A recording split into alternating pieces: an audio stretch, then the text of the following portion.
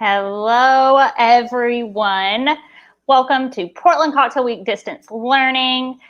Today is a very special day because we have Mr. Brent Elliott joining us to talk yeast. So exciting. So get your notebooks out, your pens, use your notes app on your device because you're going to want to take some notes for this one. And there's a very good reason, other than just getting all of that yeast knowledge, that you're going to want to take those notes. And that's because there's going to be a quiz after this one. There's going to be a quiz, and quizzes always mean prizes over here at Portland Cocktail Week. So the top 100 people who take the quiz, get the scores, now we're going to get the 2021 edition of the Portland Cocktail Week and Four Roses hoodie. I know you probably own one. You've seen them, you know them, you love them. They are soft, they are beautiful, and they're super fun, all courtesy of my dear, sweet angel baby, Jen Hegstrom, who makes sure that we are both warm and fashionable all year long. And Jen will be mailing those out shortly, so make sure you get your quiz in ASAP and take those notes during the class. But it's not just the hoodie. There's a whole prize pack. Of course, our friends at Four Roses always giving us all the good stuff. So if you want to know more about what's going to be in this prize box that 100 of you lucky humans will be receiving, head on over to Portland Cocktail Week. Oh, that is a lie. Head over to pdxcw.com/4roses because that is where the quiz lives. And the quiz has all of the info in it, like when they're due, what's going to be in the prize pack, and of course, the questions that you'll need to answer based on all the information that Brent is going to give us today about the world of yeast.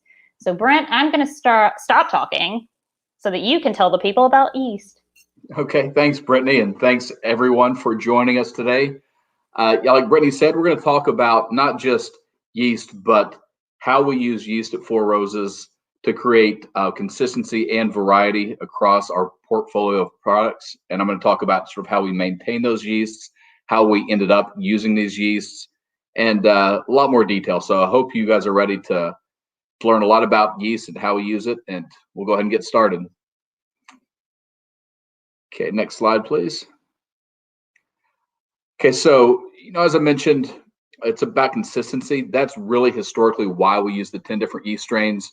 Because in the production of whiskey, we have the process control, we have the instruments to do all the analytics to understand how the fermentation's going along, how the distillation is.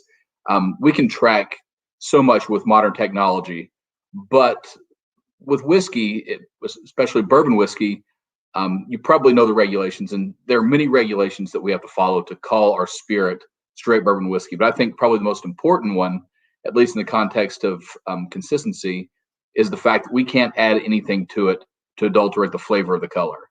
And because of that, we need some way to control that final flavor. And that's really how the 10 yeast or the 5 yeast strains really started, was creating 10 different recipes so that at the end we could use those different flavor profiles in different combinations, different proportions to hit the same flavor target time after time. And while I think that's fascinating because, bourbon is it's understood it's a very natural product. There's a lot of handcraftedness that goes into it. But at the same time, I think people really appreciate, if there's a certain product that is your favorite, you want it to be the same every time you buy it. So we can use these 10 recipes to hit that target each time because it's really very difficult. As a matter of fact, if you think of single barrels, even the single barrels that you buy are different one barrel from the next. They could all be from the same batch of distillate, produced the same day. But even the variety between 2 different barrels, just the wood, the trees they came from, the part of the tree they came from, can influence that final flavor. And if you back that up, we have the fermentation profile, the distillation, we have the grains, we have the temperatures of the fermentation. There's so many variables. And we understand all of these, but it's impossible to control all of them. So what we do is we use the 10 recipes to maintain quality control or flavor control at the final product. Next slide, please. So going back, the history of the yeast strains is, Four Roses, we were owned by Seagram's up until 2002. And what Seagram's did is they had a lot of different facilities, and they really put a lot of stock into blending their products. And again, it was for consistency. So they would have different facilities that would all ship their different spirits to different locations, and then they had expert minglers who would put, or blenders that would put these products together in different combinations to create their whole variety of products. And to help facilitate this, they had a library of over 350 yeast strains. And all these strains were used for different products, but there were 5 particular strains that historically were used for Four Roses bourbon. And after we were purchased by Kieran in 2002, and we split apart from the Seagram's family, and we wanted to continue producing Four Roses bourbon, we took the 5 yeast strains with us that were necessary to continue creating Four Roses. Next slide. So what is it about yeast? The fact is, all yeast creates alcohol. That's why it's used in the fermentation of any alcoholic beverage. But what a lot of people don't talk about is the fact that when the yeast is fermenting the mash or the substrate, whatever it may be, apart from the alcohol and the CO2 and the heat and the yeast that it produces, that always produces more yeast as it's multiplying and dividing and consuming the sugars from the substrate, they also produce what we call congeners. And that's sort of a blanket term that encompasses the fusel oils, phenolic compounds, aldehydes, acids, a whole slew of all these other compounds. And different yeast strains will create different proportions of these different congeners. And this really creates a fingerprint, a unique flavor profile. And some of these flavors, they come off the still and you can smell them. Like our Q yeast strain, for example, it can come off the still and it has a hint of rose petal or that floral aroma. But you put it in the barrel, and these compounds that were original to the distillate will sometimes esterify or oxidize and create even more complexity and more of these flavors that we associate with each of our yeast strains. Next slide, please. So the 5 strains that we use, we identify them by letters. We have a V, K, O, Q, and F. And each one of these creates a different profile of congeners to create these different flavors. For example, the V is delicate and fruity. The K creates light and spicy flavors and aromas. The O is a very rich, round fruitiness. The Q, that's the one I've just mentioned, that creates the floral essence, sometimes potpourri, rose petal. And on the palate, it's more candied. The F strain creates herbal notes, sometimes minty, clove-like. So you can see we have a wide variety of flavors that are produced from these 5 yeast strains. Next slide, please. And then we'll take any one of those 5 yeast strains and inoculate it on top of one of the 2 mash bills that we use. We have an E mash bill and a B mash bill. You can see our B mash bill is 35% rye, which is about as high as any major distillery is producing today. And then our lower rye mash bill, which is still relatively high at 20%. But those are the 2 bases that we begin with. So with the 2 bases and the 5 yeast strains, that's how we arrive at the 10 different recipes that we create. Next slide. Next slide. So once we mill, mash, ferment, and distill each one of those recipes, and each one of those is produced independently of the others, they're also aged independently of the others. And we age all of our barrels in very unique single-story rick warehouses. If any of you have been to Kentucky, you've probably seen different warehouses across the countryside, and you'll recognize that these look much different than the typical warehouse that you see. They're about the average size, or the size of your average warehouse, but they're much lower to the ground. They're longer, they're wider, but they're only single story. They're only 6 barrels high. And that is, that's by design. And that's because when you age a barrel, most everything that happens in that barrel through its aging process is dependent on temperature. And as you all know, temperature rises. So the higher your warehouse is, the more of a variation you're going to see in temperature from the bottom to the top. So by having the single story warehouses, we minimize that variation from barrel 1 to barrel 6. And that variation isn't necessarily a bad thing, but for us, we don't want the variety through the vertical barrels. We want the variety to be through the yeast strain, through the mash bill that we use, and then we want to have the control over it at the end to bring the different barrels together, the different recipes to create whatever product we're targeting. Next slide, please. So an example of this is our Four Roses bourbon. And this is really the original Four Roses. And this is why we have those 2 mash bills, those 5 yeast strains. It was to produce this product. So clearly this one uses all 10 recipes. And with this, you could argue that this is the most complex of any of our products just because it has elements of all the different flavors.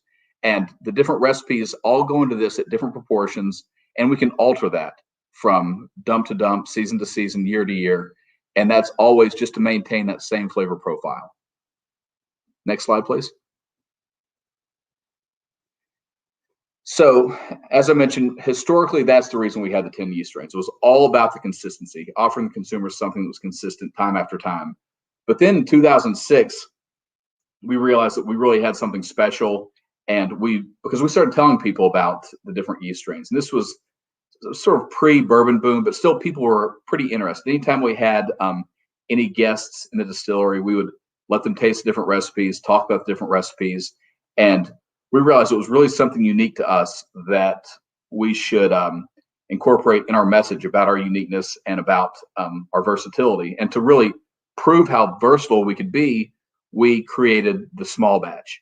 And this is where we went to the 10 recipes and selected 4 individual recipes. We did a lot of different test blends to try to find just the perfect flavor profile, but we decided on 4 different recipes to create a product that was absolutely different from the 2 products that we had on the US market at the time, the Four Roses bourbon and the single barrel. So with this one, it's both mash bills. It uses the K yeast strain, which was the one that I said was spicy. And I'll talk a lot about rye spice and then the K yeast spice. They are different. For anyone that's very familiar with whiskeys, you probably know what that rye flavor is. When you taste a high rye whiskey or even a high rye bourbon, it's that extra flavor that you aren't going to find in a wheated whiskey or a bourbon with a secondary grain being wheat.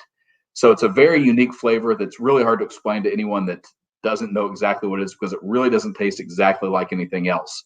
So you get that spice from the yeast, from the rye, of course, but the K strain, the kind of spice it creates, it's more of a baking spice. You get some allspice, nutmeg, sometimes hints of cinnamon, and there's some overlap there because I do sometimes get cinnamon out of the rye in the mash, but it's the K yeast strain, and the other yeast strain that we use is the O yeast strain, which is the one that I said creates the very rich, rounded fruit. So with this, it's a very nice balance of the spice and the fruit.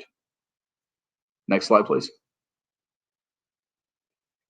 So that was 2006. And then fast forward to 2019, we are still promoting the small batch platform. That's really the vehicle we use to communicate our uniqueness and how we use the different recipes to create different products. But we want to expand on that. We had expanded on it. We do expand on it every year with our limited edition small batches, which is the same concept. The only difference is those are typically older barrels and it's a limited quantity. But we want to do something, create a standard release, and that's exactly what we did with the small batch select. And again, adhering to the small batch concept and our uniqueness, we went back to the 10 recipes and selected 6 of them. And by selecting these 6 recipes in this proportion, we created a totally different profile. So you can taste this next to the small batch, and apart from the fact that they're smooth and mellow and kind of have that overall Four Roses feel, they're as different as they could be within the Four Roses family. This one uses both mash bills. It utilizes the K yeast, again, same as in the small batch, but at a pretty small proportion. And that's really to counterbalance the other 2 yeast strains that I feel work together very well. It's the V and the F. The V is the one that creates the delicate fruit. And the F is one that historically had only been used in Four Roses bourbon, kind of as a top note. It's the one that's herbal, a little bit clove-like. And when those 2 come together, the V and the F, they create a really unique type of fruitiness. You get the plum, you get some of the cherry or apricot from the V yeast, but the way they work together, they really create a unique flavor.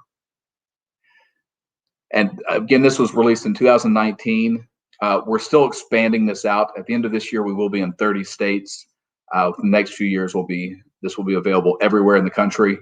And one more thing I should mention about this is when we developed this, we wanted to create something that was that really met the expectations of the modern bourbon consumer. And a lot of consumers now are looking for, of course, variety, and we are doing that by just creating the small batch. But we wanted to offer something that was higher in proof and something that was non-chill filtered. So this one is 104 proof and it is non-chill filtered. Next slide. And then, of course, we have our standard 100 proof single barrel, which was released in 2004. And so the recipe for this was chosen probably in the late 90s. It was before my time, but I'm really happy that this was the individual recipe that was chosen for this. This is the high rye mash bill with the V yeast strain. So it's a nice balance between that spice that you get from the yeast or from the rye and the delicate fruit that you get from the V yeast strain. And at 7 to 8 years, that is really, I think, the sweet spot for this recipe. It really all comes together. It's so balanced. It's rich. It's structured. You get the nice rye backbone, hints of that spice, and you get that very delicate fruit. With the V strain, I get more of like apricots, green apple, pear, more of the delicate fruits. Next slide, please. So how do we actually manage these 5 strains? It's not easy to do because we want to make sure that they don't mutate. We want to make sure that we don't lose a strain, because really this is the foundation of all of our whiskeys. So we really go to great lengths to make sure that these are protected and protect them from any kind of mutation or any kind of contamination. So what we do is we bank all of these strains at an external laboratory. We do have some in-house, and we have some at the Kirin distillery in Japan. But the ones that we use, the working freezes that we work from, are stored actually out in San Diego. So what we do is they periodically reculture these strains, check the cultures, and refreeze them. And every month, when we know what we're going to produce, we have the production schedule, and it's between 2 and 3 strains each month. We'll send an order for those strains, and they will plate those up from the frozen culture and place them onto slants, and they will send them to us for use. Next slide, please. So once we receive the strains, we store them in a refrigerator. And then when they're ready, or just prior to them being needed in the distillery, we grow them up. We step them up actually in a process. We start out in a lab flask in a diamalt solution. We take just a little bit of the yeast, we put it in the diamalt solution. And this solution, the glass where everything's been autoclaved, it's super clean because really when you're making whiskey, there are a few enemies. Wild yeast could potentially be one. And while we know there probably is some wild yeast contamination, we want to at least control it at the same level that we always do because we do have open air fermentation. But one of the big problems in production of just about any alcohol is the risk of bacterial infection. So what we want to do is we want to keep everything sterile, and we want to step this growth up of the yeast very slowly so that as we step it up in volume, the yeast that's in there has every opportunity to dominate, to be the dominating microbe within that medium. So we start out in a small flask. We let that yeast ferment for about 24 hours. Then we transfer it to a larger flask. Again, we let that ferment for 24 hours. Then we step it up to a donut tub, which is out in the distillery. So it moves from the laboratory to the distillery into a smaller tub filled with yeast mash. From there, it ferments. Once that fermentation is complete, then it goes into the yeast tub. A yeast tub is about 1,200 gallons. And once it is ready, typically at about 16 hours, we take the yeast tub and we'll ice it. We'll cool it down so we stop or at least hinder the yeast growth. And then we'll use that yeast tub to inoculate 4 fermenters. So you can see there are a lot of steps from that small slant, which is really just like the size of the tip of a pencil. It's just a small piece of yeast or portion of yeast that we take for that initial inoculation. And we step that up all those times before it actually gets out into the production, into a fermenter. So once it's in the yeast tub, what we'll do is once that yeast tub is being used to inoculate the fermenter, we will back set from that yeast tub into the next yeast tub that's going to be used. And we'll continue back setting. So we don't go back to the laboratory at that step. We're using the yeast that's active and in the distillery. But we will only do that for up to a week. Once we do that for a week, if we're still on the same yeast strain, we'll go back to the laboratory and grow it all up from a fresh slant. So we're never more than just a few generations or a few transfers from that mother strain that's stored and frozen out in California. But in most cases, within a week,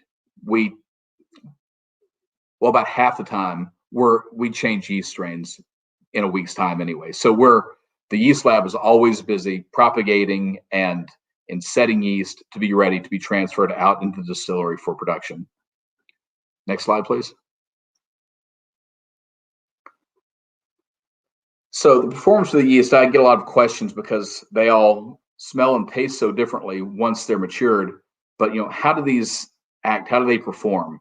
And it's pretty amazing, really, that we treat all of these yeast strains exactly the same way. We store them, we pitch them at the same rate, we don't alter the fermentation temperature, and we don't see any major difference between different yeast strains in fermentation times, attenuation, or the yield that we get out of a particular fermenter or a batch. So, and I mentioned this before, but sometimes we see the flavor differences right off the still. With some strains, it's a little more obvious as soon as it comes off the still. Some of the strains, these flavors really develop. These initial flavors that are in the distillate from the fermentation will develop over time in the barrel to create those 5 different descriptors that I use to characterize those 5 different yeast strains. Next slide, please. So again, I mentioned that contamination is really the enemy of fermentation. You can see here why. These fermenters are wide open. When you guys come to visit, I'll ask you if you wouldn't mind to go ahead and stick your finger in there and taste it. And the reason that's not a big deal is because, well, a few things. That is a sour mash. We always adjust the pH with back set from the last batch to maintain a low pH so that bacteria doesn't grow. Yeast does great in an acidic environment, bacteria not so much. But there are other areas where there is the risk for contamination. These are all the transfer lines, all the other vessels that hold the liquid at some point through the process. So we always practice hot water rinses. We run caustic and citric through a lot of the lines, and all the transfer lines, when they're not in use, we keep steam on the lines.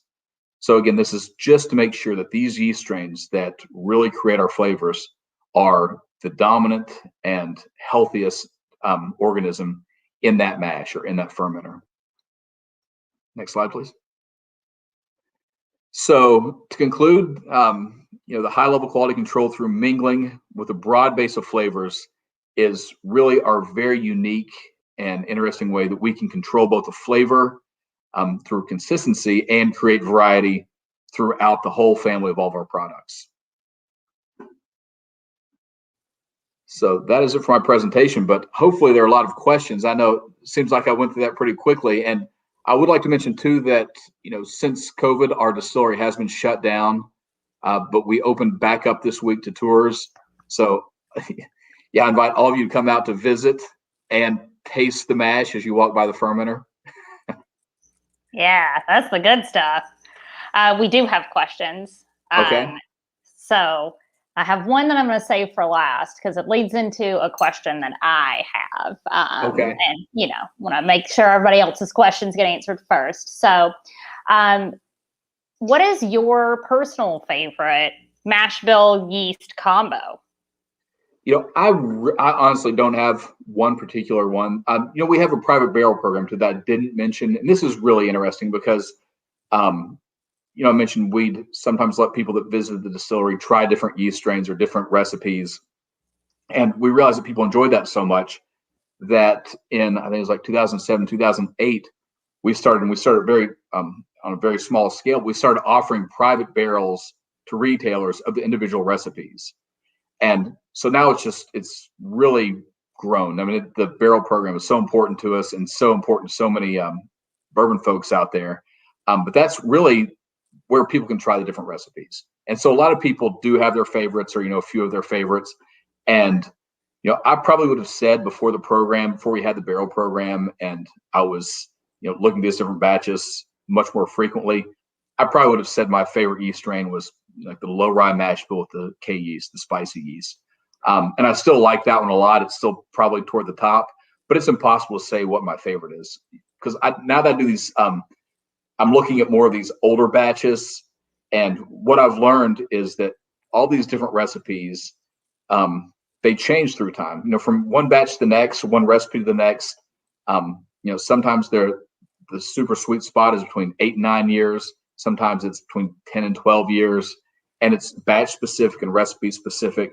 So there's really no particular. It's a moving target. And that's again what makes it so interesting, and keeps people's noses employed and palates, because we're always having to taste and smell, because it really can't be, that part of it can't be turned into a science. That part is, again, a moving target, and there are always surprises, usually pleasant surprises. And so now that we have the barrel program, and I do participate in maybe one selection a month, maybe 2 a month, and I always enjoy it because I do it blindly, and I'm always surprised at which one, and it changes, from batch to batch, barrel to barrel, day to day. And I like to think that the 5 that we have exist for a reason. These were 5 strains that over many, many years were used, that they were kept because they created such unique and balanced flavors through all the different products. So, yeah, to answer your question, I really don't have a favorite. But I will say lately, I've really been enjoying, like in the program, like the batch of OBSF, OESV. But any given day, I could give you another recipe that's my favorite. Brent loves all his kids. That's exactly right. We're not playing favorites. So talking about you brought up the potential for yeast contamination. So Yes. have y'all, as Four Roses, ever had any issues with wild yeast contamination? And if you have, or if that were to happen, how would that affect the fermentation process? It's really hard to, the science is there, but we don't look at every single batch and characterize every yeast strain that's growing. But we know with open fermentation, some degree of wild yeast has to be getting in there. Whether it's significant or not, I would say probably not, just because we go to such great lengths to make sure that the dominant strain is the strain that we want in there. But I couldn't say for sure that they don't contribute something. And it could be the wild yeast strain or strains that are now indigenous to our facility that really do help create the Four Roses profile. I can't say that that's not true. And it's such a possibility, even though not a huge possibility, that when we decide to expand, we realized that if we did something off site, we could be introducing another variable. Like maybe there is, the microbes, on the walls, on the ceilings, and the rafters do contribute something that we just don't understand. So we decided that we wanted to do all the expansion on the same site, in the same facility, under the same roof. So I can't answer if, it happens, how often it happens. Well, I can say it happens. To what degree, I'm not sure, or what impact it has on the final flavor, I'm not sure. But we haven't ever seen anything that was like, so we see variation, slight variation from time to time, from batch to batch, but we're never able to say, that's because of this, or that was definitely because of a wild yeast strain. So. Well, it's such a good point too, because in the expansion, it's like, oh, well, if we, have at a tertiary site, because I know bottling happens in Cox's Creek, but if you you add this other site, it's like, we don't know what could happen, and it could be the same, really good, or really bad. And like the really bad part is just like a risk. Distillery expansions do not run cheap. So you're like, I think we're just going to keep it all here just to be safe. That's exactly right. And it was more expensive, and it was a lot more time and effort to do it the way we did it. But that's exactly why we did. We didn't want to change anything, from the water source to, like I said, the potential microbes to just the way everything's balanced. And we even went one step further. Like, we actually integrated the new system into the existing system, and they're tied in together so that everything comes together and splits back off again. So it's one big integrated system that's all balanced exactly the way the old single system was. Well, I don't say this to a lot of people, but never change. Everything you're doing is good and working. Please don't ever change. We love you. So I'm glad you made that decision. So a little bit more on, you brought up that, like, with some of the yeast strains, it's immediate. As soon as liquid comes off the still, you're like, yep, there it is. And with some of your other yeast strains, it's a little bit more like mild until it's had time in barrel to age, and those flavors become more pronounced. Yes. So which yeast strains fall into which category? I would say probably the one that comes off the still with most of like its signature flavor would probably be the O. When it comes off, it has that fruity characteristic. It still has more to develop in the barrel, and it will continue to become more fruity over time. But that's one that right off the still, you can get that fruitiness or get the semblance of that fruitiness. Probably the one with the least right off the still would be the K. And I think for that, the flavors are a little more subtle. Obviously, they're there, but they're a little more subtle in the distillate.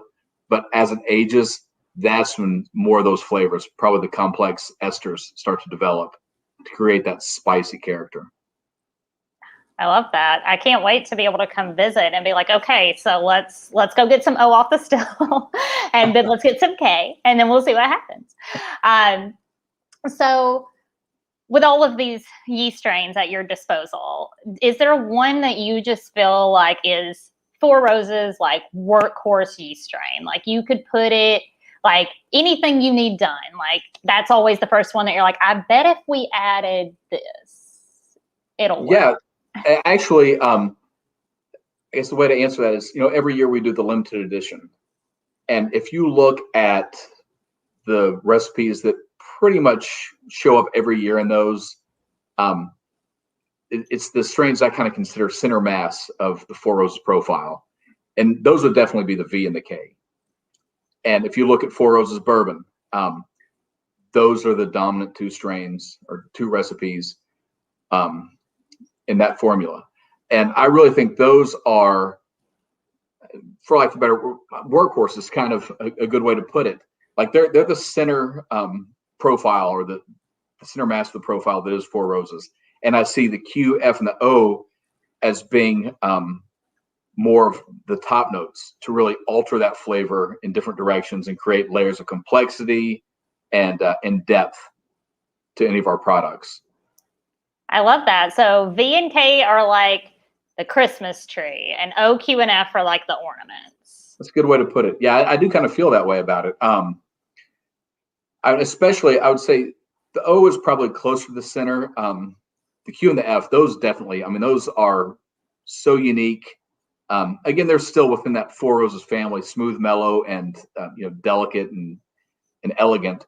But they are, when you think of just delicate fruit versus, clove and spearmint or mint, that's more of a, an obscure or more of a far-reaching flavor than like your just typical spices and fruits. It really is a top note. It really is sort of the dressing to spice it up or to create that difference. I love that. Well, we have 3 more questions before I get to the question that I wanted to ask you. Okay. The last 2 are specific product related, so I'm going to go with this one first.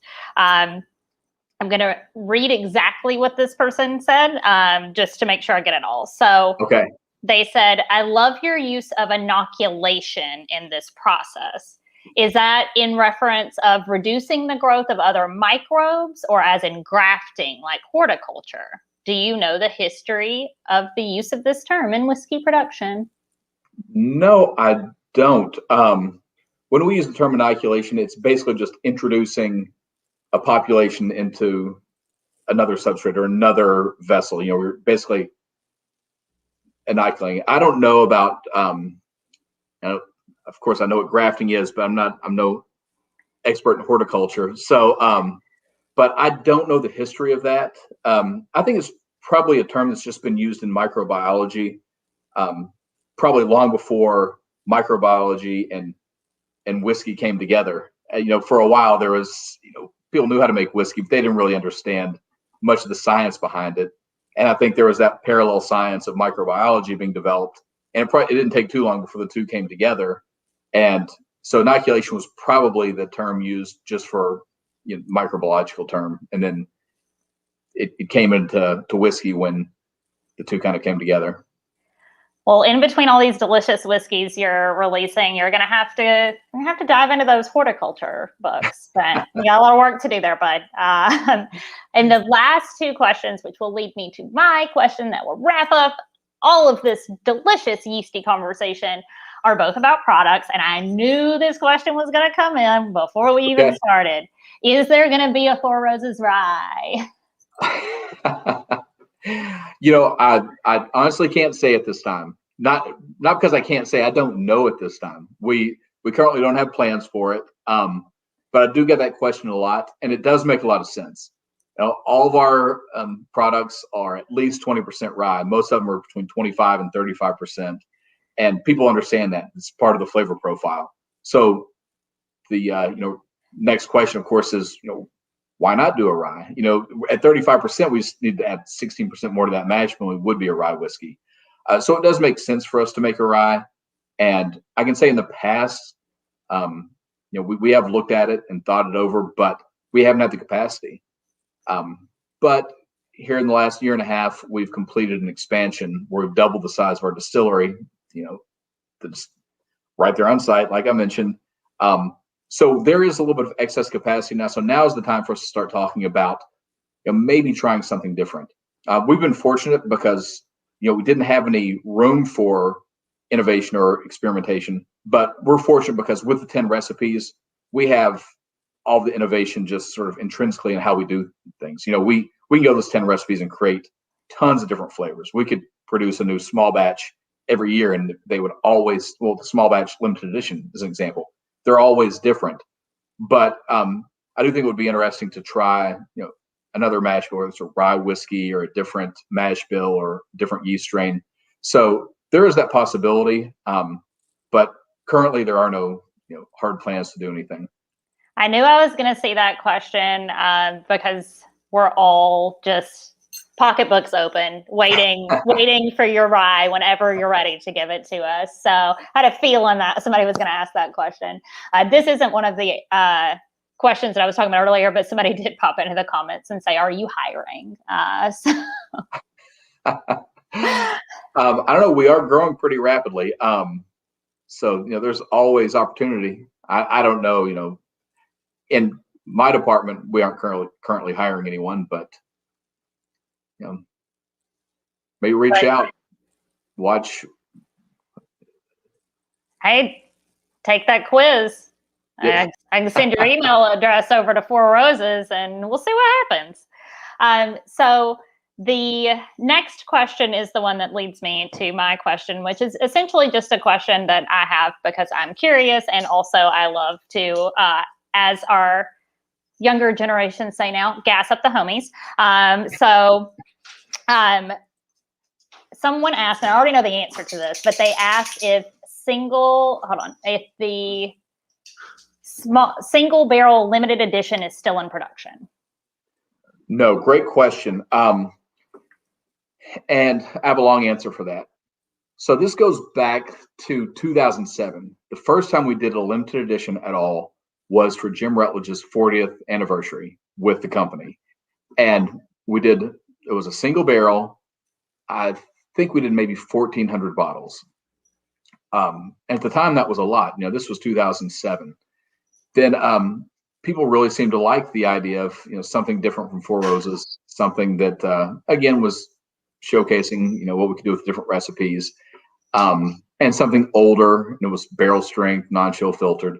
So in 2008, we did the marriage, and that was what would eventually morph into the limited edition small batch. Same concept, just different name.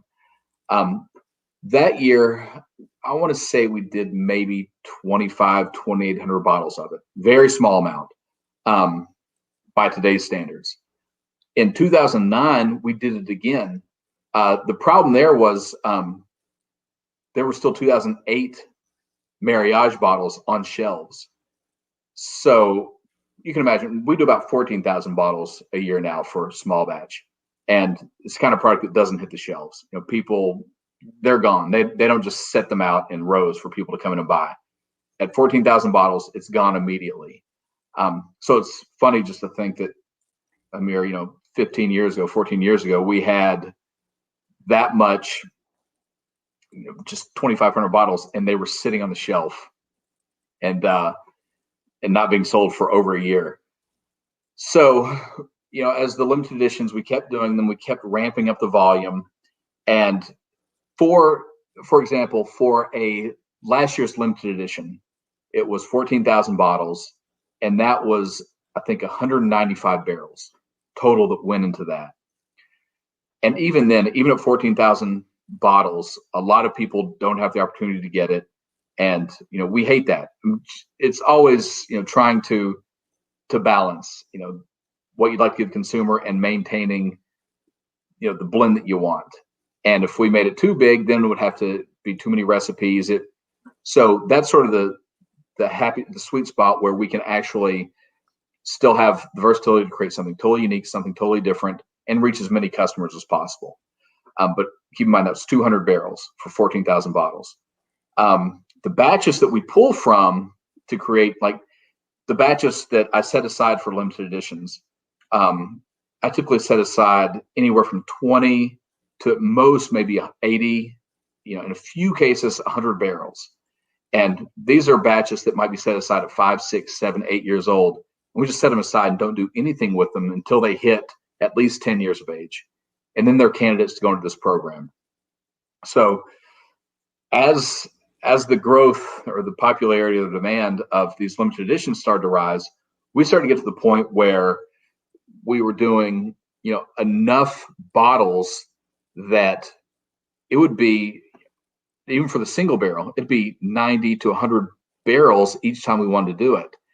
And so it was getting to the point where we would probably have to start compromising the quality. We would have to sort of pick batches just because they were big enough to be used.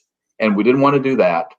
And on the flip side of it, we thought it was, if we, instead of keeping those big batches and having them only reserved for potential single barrel, those batches could be used to give more variety and opportunity in mingling the small batch limited editions. So in 2014, that was the last year. 2014 was the last year we did it. And then we announced that. We let everyone know that, for those reasons, we weren't going to continue the single barrels anymore.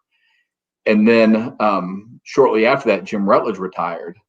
And the marketing department came to me and they said, basically, we lost an icon in the industry, a guy that everybody knew, and we need to get your face out there. We need to show everyone that, Four Roses, we still have, a great master distiller, you're a new guy and, you're following in the footsteps of a Hall of Fame master distiller and, big shoes to fill and all that. So they said, we want to do something.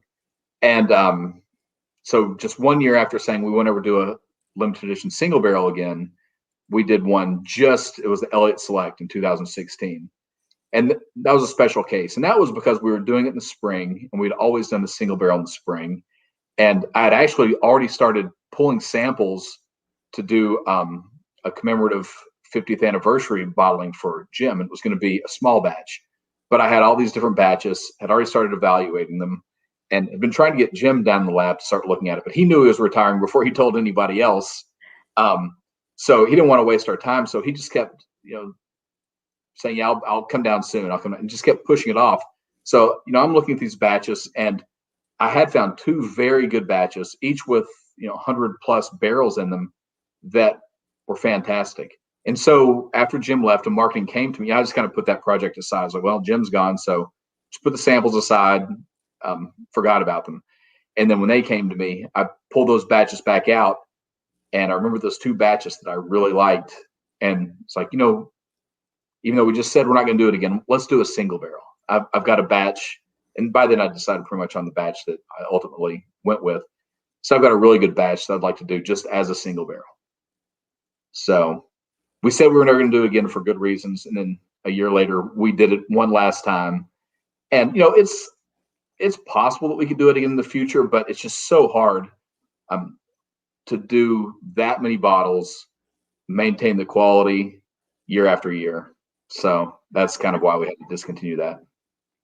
Well, that leads me to our last question of the day. So 2014, Jim retires. You step into this master distiller role.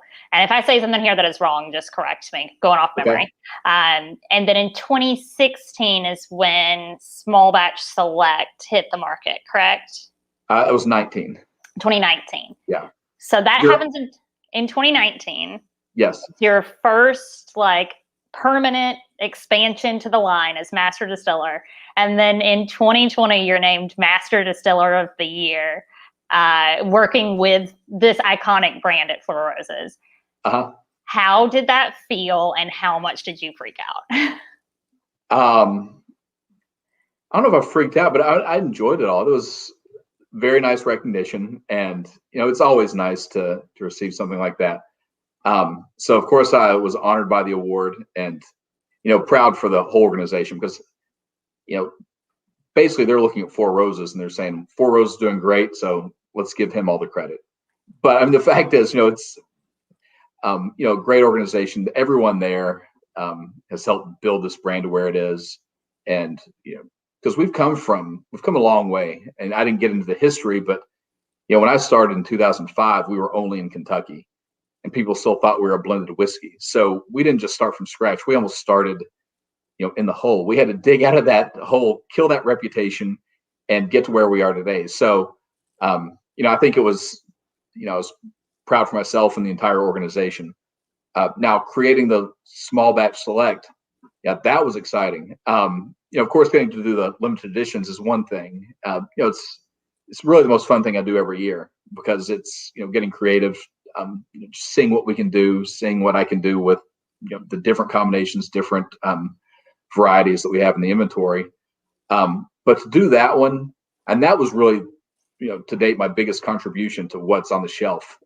Small batch, I was there in 2006, but I had been there less than a year. I really didn't have any input on what went on. I was in the room when that was being developed and blended, and I was happy to be there, but I don't think they were counting my vote too much when we were looking at the different variants. But this one,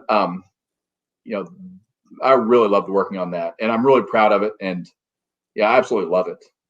I don't know if you could tell when I was, speaking about the descriptors. I don't think I gave it too much preferential treatment, but that one to me is really special. Well, I could see a little sparkle in your eye, and see that. Yeah, I mean, why not? It's such a big accomplishment. I know that, you've said doing the limited editions is fun because it's like a creative exercise. Yeah.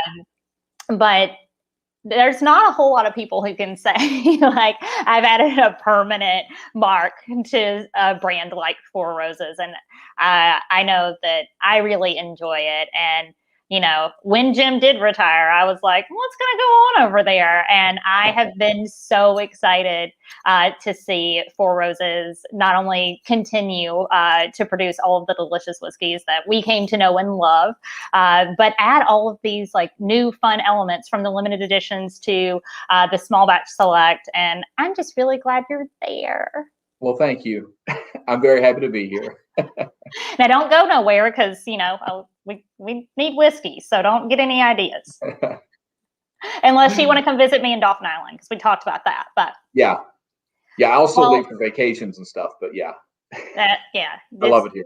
You're going to have to run it by all of us before you make any long-term moves away from Four Roses, because we're all waiting for the rye. I'll remind you, we're all waiting for the rye. Well, I love that kind of feedback. I mean, it's important.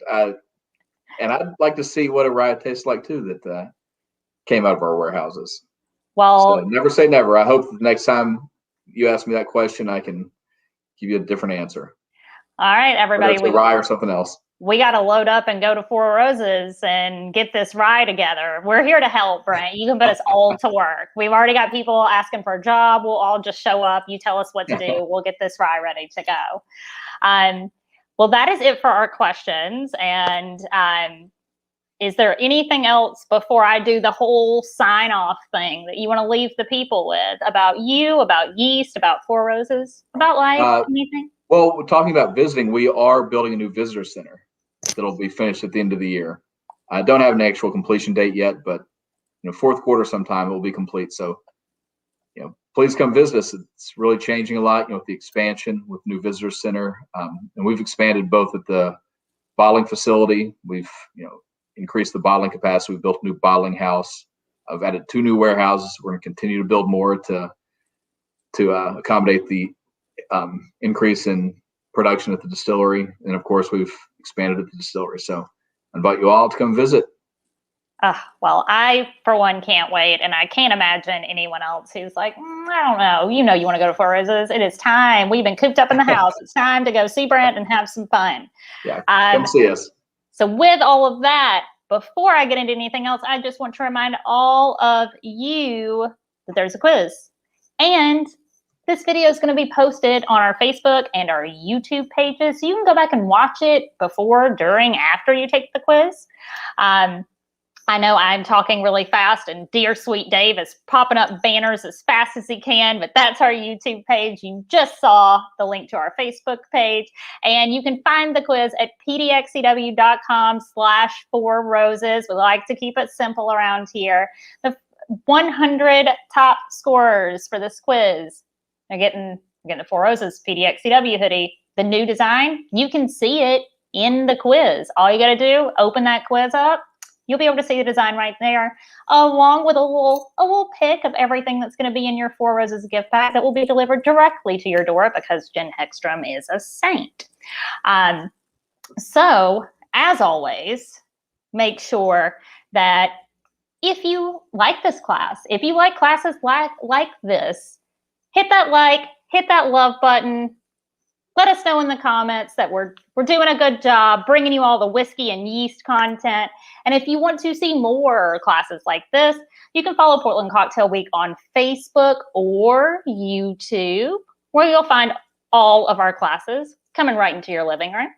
And we're also on Instagram at PDXCW. We usually post what we're about to do there while we're already doing something else. So go over to Instagram and give us a follow so you can keep up, know when Brent's coming back to see us. And definitely follow Four Roses on Instagram. If you're not already doing that, what are you doing? What have you been doing? Get over there. Follow Four Roses. Brent, thank you so much. All of you, best of luck on your quiz. You're going to look beautiful in your new hoodie. And I can't wait to see you all next time. Thank you all.